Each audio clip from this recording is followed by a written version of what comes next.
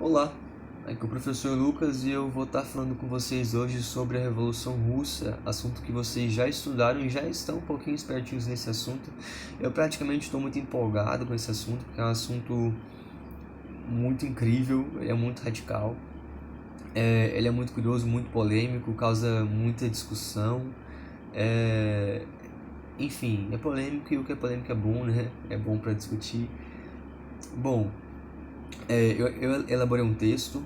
Como eu falei, essa aula é mais introdução. Eu vou estar disponibilizando esse texto de introdução depois para vocês. Eu vou estar lendo aqui alguns pedaços desse texto para vocês também nesse vídeo.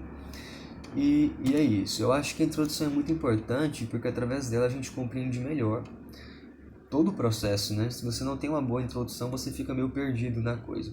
Então a gente tem que entender, é muita coisa que a gente tem que entender sobre a Rússia antes de falar propriamente dessa revolução. Eu primeiro queria começar dizendo que é uma revolução, não vou dizer incrível, mas ela é inédita. É algo assim muito, muito, muito marcante. É um divisor de águas na história do século XX. A partir dela começam outras revoluções com o mesmo caráter que ninguém pensaria que poderia começar antes. Digamos que ele é a porta de entrada assim, para uma ideologia extremamente forte e pesada. Bom, isso começa através dela. Então ela é extremamente importante e ela é uma porta de entrada para outras revoluções e ela é um divisor de águas. A partir daí começa uma era de revoluções diferentes. Começa uma crise de um sistema antigo e o surgimento de um outro sistema. Que sistema é esse? Por que essa revolução ela é tão atípica, tão marcante, tão revolucionária? Por que ela é tão, como é o termo que eu usei? Impactante, mas não era esse termo.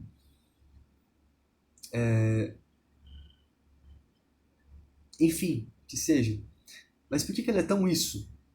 Porque ela é uma revolução socialista, meus queridos. Vocês sabem o que é um socialismo? Vocês sabem o que quer dizer uma revolução socialista naquela época? É algo que não existia. Ninguém pensava em revolução socialista. A revolução socialista era algo inalcançável. Era algo que as pessoas achavam utópico. E de fato é utópico, de fato é inalcançável, mas não importa. O que importa é que naquela época as pessoas acreditaram que era possível. E por que eles acreditaram que isso era possível? Por causa da Rússia. Porque a Rússia ela tentou implantar e ela não conseguiu implantar o comunismo, mas o socialismo ela implantou, certo? A Revolução Russa ela é, na verdade, uma revolução socialista de caráter comunista.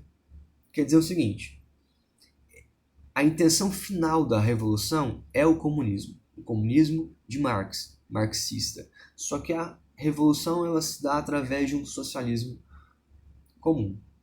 Tá? Então, primeiro se implanta o regime socialista e depois chega no comunismo. Essa é a intenção. E por isso a Rússia ela é uma revolução comunista, só porque todo o processo revolucionário da Rússia ele não é comunista. O comunismo é o final. Ficou um pouco confuso? Depois vai piorar. Preocupa não, brincadeira. Eu vou tirar as dúvidas de vocês. Mas é basicamente isso. E é algo inédito porque nunca ninguém tinha conseguido implantar isso antes em um governo. Isso foi tentado antes, na França, por exemplo, na Comuna de Paris. Isso foi tentado na Alemanha em 1845 e foi um fracasso total. E, inclusive, esses países eram países que tinham tudo para acontecer uma revolução socialista. Eles tinham uma burguesia bem desenvolvida que explorava uma classe trabalhadora, eles tinham uma sociedade industrial, eles tinham uma sociedade de proletários explorados a ponto de se revoltar. No entanto, essa revolução fracassa nesses países que tinham os elementos centrais para ela acontecer, só que essa revolução ela se dá em um país que não tinha os elementos centrais para ela acontecer, que é a Rússia. E por isso mesmo a Rússia vai ser a Revolução Russa, ela vai ser bem atípica, ela vai ser bem diferente e eu vou precisar explicar tudo aos mínimos detalhes, senão vocês vão ficar perdidos. Mas vamos começar com a seguinte pergunta. Professor, por que a Revolução Russa ela é tão atípica? Por que ela é tão marcante? Ou por que ela é tão impactante. Por que ela traz tanto impacto? Gente, pelo motivo de que ela era uma revolução socialista e isso era algo inédito, tá? E a segunda pergunta é: por que o socialismo ele é algo tão impactante? Por que a revolução socialista ela é algo tão impactante?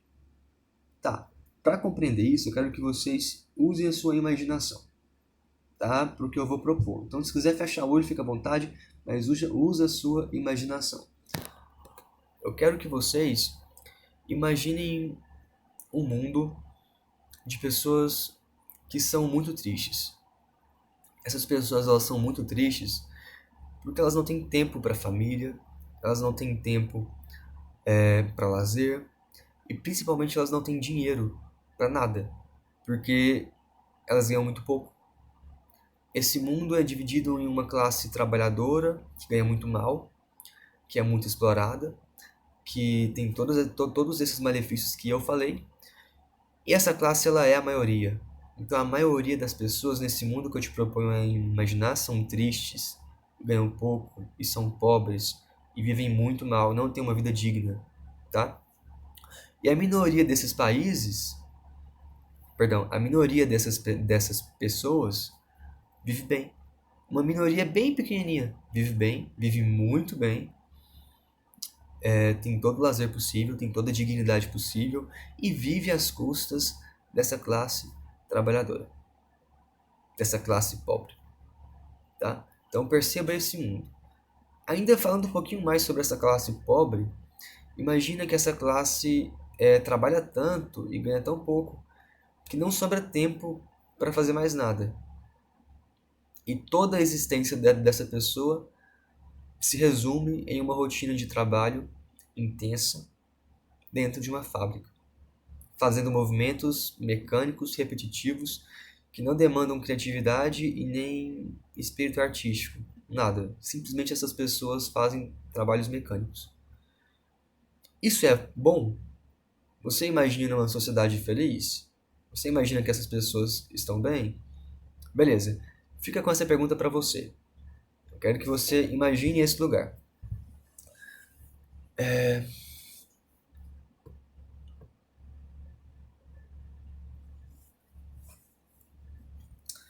Pois bem, agora vamos entender a proposta do socialismo para esse mundo.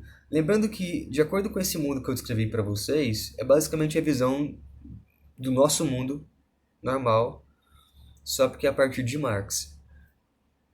Ele enxergava o mundo dessa forma. Marx é o teórico do comunismo e do socialismo. Tá, agora eu quero que vocês imaginem uma sociedade, ou a partir dessa mesma sociedade que vocês imaginaram anteriormente, imagina que, que agora todas as pessoas elas são iguais. Que agora a classe de pessoas ricas que vivem bem não existe mais. E a classe de pessoas pobres que vivem mal também não existe mais. E não existe mais porque toda a propriedade ela foi abolida. Ninguém tem mais nada. Ninguém mais é dono de nada. Então não existe mais um patrão e um empregado. Só existem pessoas iguais. Ninguém tem o direito de mandar em ninguém. Ninguém tem o direito de se apropriar de bem algum e privar outra pessoa disso. Todos os bens são de todo mundo. Ninguém tem nada e ao mesmo tempo todo mundo tem tudo. Imagina essa sociedade. A partir daí, não tem mais exploração. A partir daí, não existe mais rico e nem pobre. Só existe uma classe. E essa classe tem comida, essa classe tem boa comida, tem boas vestimentas, tem tudo o que elas precisam, tem toda a dignidade do mundo. Não falta nada a elas. Não há grande luxo, grande exuberância, mas tudo o que eles precisam, eles têm. Eles têm tempo para a família, eles têm tempo para brincar, eles têm tempo para fazer tudo. Isso graças a uma extinção da propriedade privada e da classe superior, da classe burguesa. Beleza. Esse mundo, ele parece possível de acontecer? Eu acredito que a resposta seja não, tá? Mas é justamente essa a proposta do comunismo. Um mundo em que não haja nenhum governo, não haja nenhuma classe diferente da outra, em que todos sejam iguais e ninguém seja mais do que ninguém, e todos tenham os mesmos direitos, os mesmos benefícios, enfim. Essa é a ideia, apesar de que é impossível. Não é que parece impossível, isso é impossível, mas é a ideia dele, tá? E foi isso que tentaram implantar na Rússia. E é por isso que chama tanta atenção.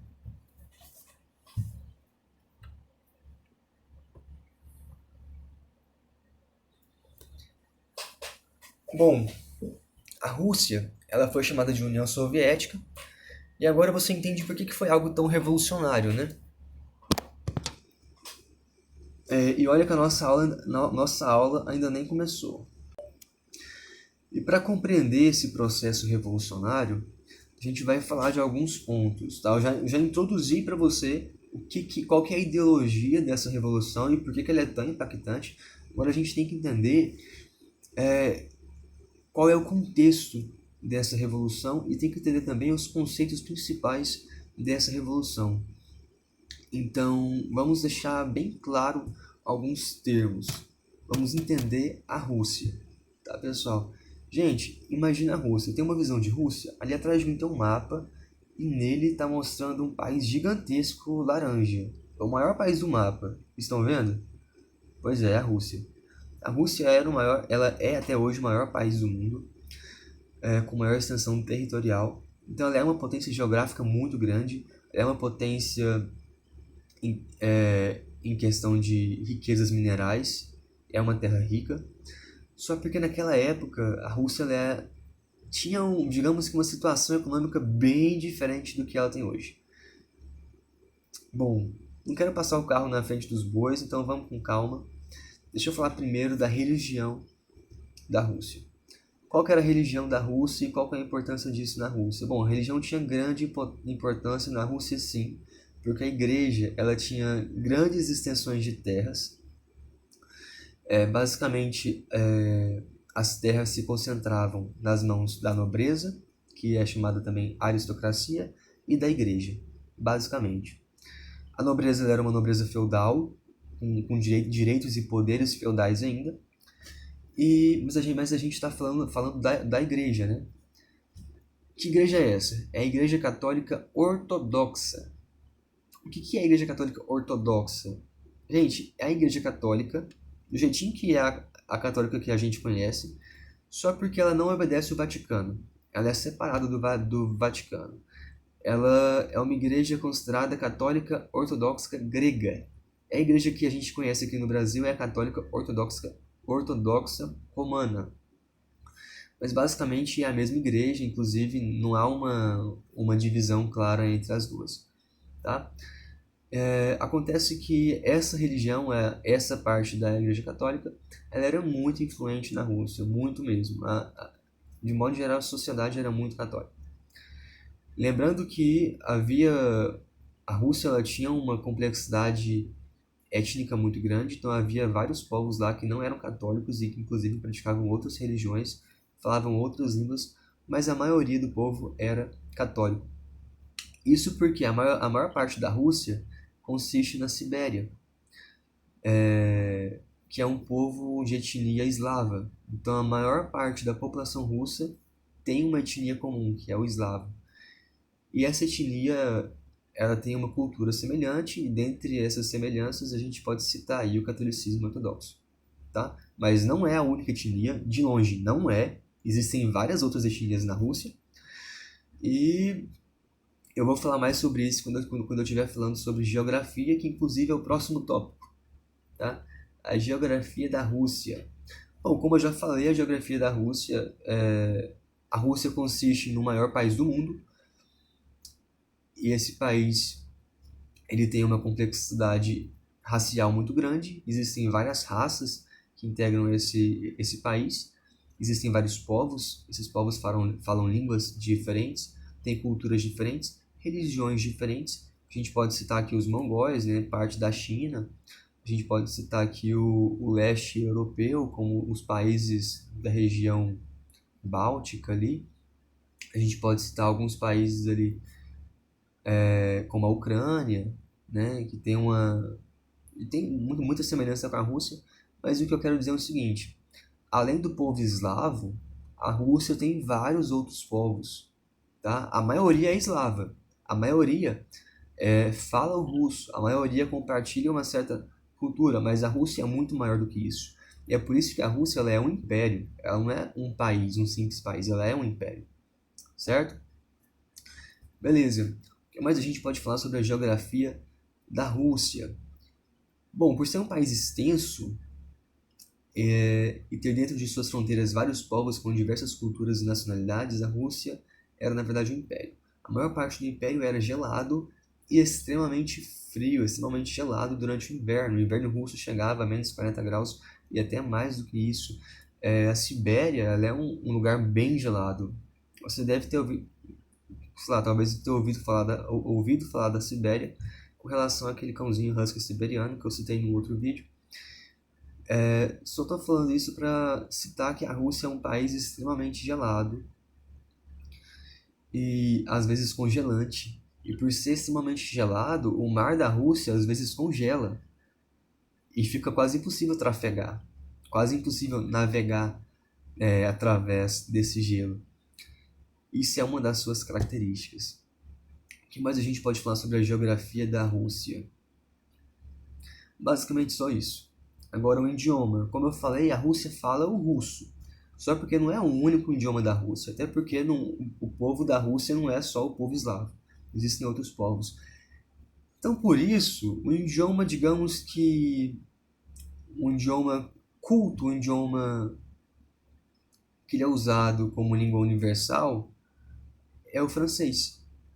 Inclusive, a maioria das produções russas, elas são produzidas em russo e em francês, que é uma língua meio que internacional, né? E é uma língua que a classe social mais alta fala, a elite, a aristocracia, a nobreza, né? Eles falam o francês. Mas, no geral, a língua é o russo, mas a linguagem culta é o francês. Isso vai possibilitar muitas obras da Europa entrarem na Rússia. Então, como que a ideologia socialista ela sai da Europa e chega na Rússia? Sendo que Marx ele não produziu nenhum texto em russo, através do francês. Tanto Marx quanto Engels eles produzem suas obras em várias línguas, dentre elas o francês, tá? Mas não o russo. A política da Rússia agora é um assunto bem extenso. Tá? Eu preciso contextualizar bem, porque a política envolve tudo, né? São relações de poderes, então envolve questão militar, envolve questão de política externa, envolve a questão de governo, envolve um monte de coisa. Então eu sei que o vídeo já está ficando chato, eu queria que você parasse, respirasse e pensasse agora na política russa, tá? Como que era a política russa antes da Revolução Russa? Gente, basicamente a política russa era baseada em um feudalismo. Só que é um feudalismo autoritário. Se você entende ou lembra do feudalismo medieval na Europa, vai ficar fácil de você entender. O feudalismo ele era caracterizado por uma agricultura, por uma economia agrícola, essencialmente agrícola e de subsistência. Ou seja, as pessoas produziam o que elas necessitavam para suas necessidades. Eles não produziam para vender ou para exportar. A produção era para atender às necessidades internas do feudo, que aquele povo precisava. E essa produção ela era essencialmente artesanal e agrícola. Ou seja, não havia uma maquinofatura, não havia uma manufatura e não havia uma produção, de longe não havia uma produção industrial. A produção era artesanal, agrícola e para subsistência. Então nisso a Rússia ela era feudal, tá? E uma outra característica do feudalismo que estava presente na Rússia é a questão da política. Como que era a política no feudalismo? A política no feudalismo ela era baseada em uma nobreza. Então você tinha uma nobreza que administrava certas porções de terra, que eu chamava de marcas, ducados, condados, né? Os chamados feudos, e você tinha o rei. Só porque no feudalismo tradicional, no feudalismo europeu que a gente conhece, o rei ele não tinha muito poder nesse período feudal. E justamente o processo de centralização do poder do rei, isso na Europa, vai levar ao fim do feudalismo na Europa. Na Rússia acontece algo, de novo, inusitado, né? Incrível. Porque o rei ele concentra poder nas suas mãos, o rei ele ganha muito poder, só porque os feudos não perdem poder, o sistema feudal ele permanece. Digamos que toda a estrutura feudal ela permanece conforme o rei centraliza poder nas mãos dele. A única diferença é que agora a nobreza ela é mais subalterna ao rei, ela é mais sujeita ao rei. Então a diferença, vamos lá. Tem o feudalismo europeu medieval, no qual a nobreza tem bastante poder no seu feudo e o rei tem pouco poder de modo geral no reino. Nesse sistema feudal russo que vai se dar, toda a estrutura feudal ela é preservada, você tem nobreza, você tem camponês, tem uma economia feudal, você tem a estrutura política feudal toda preservada, só que, ao contrário do que aconteceu na Europa, a centralização do poder nas mãos do monarca não vai enfraquecer o sistema feudal, vai simplesmente transformar o sistema feudal em um sistema bem mais amplo. Então, o que antes era restrito a um feudo, a uma pequena porção de terra, agora, através do rei, vai se dar de forma homogênea em todo o território da Rússia. E todos os nobres eles serão sujeitos, mais sujeitos do que eles eram, ao imperador. E a gente entra em uma outra questão que eu acho que é o que... Se tem uma coisa que vocês têm que aprender sobre a política russa, é isso. Tá? Então, o que eu vou falar agora tem que ficar bem gravado na sua cabeça. Vou fazer uma pergunta para vocês. O rei, ele tinha... Tá, deixa eu fazer de novo. É uma afirmação. Tá? A política russa era baseada no czar. O que era o czar? O czar ele era o imperador da Rússia. Portanto, o czar ele tinha o poder total nas mãos dele. Então, todos os nobres eles tinham bastante devoção com esse czar, eles tinham bastante obediência com relação a esse czar, a esse imperador. E por ser um imperador que concentra poderes totais nas suas mãos, eu vou ter na Rússia um sistema político autocrata, tá? Isso não pode sair da sua cabeça, autocrata. A Rússia ela era autocrata. Professor, pelo amor de Deus, o que é um autocrata, uma autocracia? Gente, a autocracia é um sistema político em que o poder se concentra nas mãos do rei. Lembra de absolutismo? É uma autocracia, tá?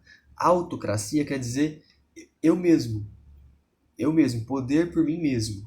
Democracia, que é o contrário de autocracia, que é o que a gente vive aqui, seria um poder através do povo. Demo, povo, cracia, crata, poder. Democracia, poder através do povo. E autocracia é um poder através de mim mesmo, no caso, o imperador. A Rússia vivia uma autocracia, o imperador que tinha todo o poder. Ele exercia todo o poder. Então eu lhe pergunto, na Rússia existia uma participação popular? A população russa, que era majoritariamente camponesa, ela participava da política? Sim ou não? Obviamente que não. Eles não precisavam. Eles tinham um imperador, eles tinham um autocrata, alguém que sabia de tudo, que conhecia tudo, que estudou para governar e tinha total aptidão para tomar todas as decisões pertinentes a todos os assuntos da sociedade. É uma piada, né? Porque logicamente ele não conseguia fazer isso tão bem. Mas o sistema consistia nisso. O povo não precisava votar, o povo não precisava escolher porque existia alguém que fazia isso por eles, que é o governo, o czar, o imperador. Basicamente nisso aí consistia o czar. Por que chama czar? Por que czar? Czar vem de César, tá? Que foi um grande imperador romano. E o C não existe no latim. Então no latim você dizia Caesar. E através desse Caesar, você tem aí a palavra czar, que vai ser o imperador da Rússia.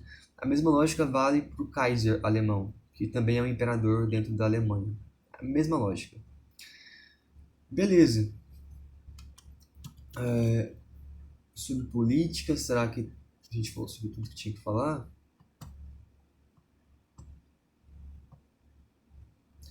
Além de uma monarquia centralizada, na pessoa do czar, a Rússia possuía uma classe de nobres muito expressiva. Então, além de ter o czar, tinha os nobres. Os nobres eles tinham grande participação na política, mas os nobres eles não tinham um poder autônomo e uma liberdade, como era o caso da nobreza feudal, né? A nobreza feudal ela tinha bastante poder dentro do seu feudo. Já a nobreza feudal da Rússia moderna não tinha poder dentro do feudo. Eles, digamos que eles eram sempre sujeitos ao grande chefe de estado, que é o czar. Apesar de deles terem grande participação, eles eram governantes, eles comandavam exércitos. Aliás, essa era uma das principais funções dessa nobreza. No entanto, esse czar ele era, no entanto, essa nobreza ela não tinha uma autonomia e uma liberdade que era própria de uma nobreza feudal na Europa medieval, por exemplo. Tá? Na Rússia era um sistema um pouquinho diferente. A política externa na Rússia. Beleza. Agora, iniciando o próximo tópico, tá? Política externa na Rússia. Vou até dar uma pausa aqui para ir beber água. Aguinha. Meus queridos, lhes pergunto outra vez. O que é política externa? Política é relação de poder. E política externa? Uma relação de poder com outros países.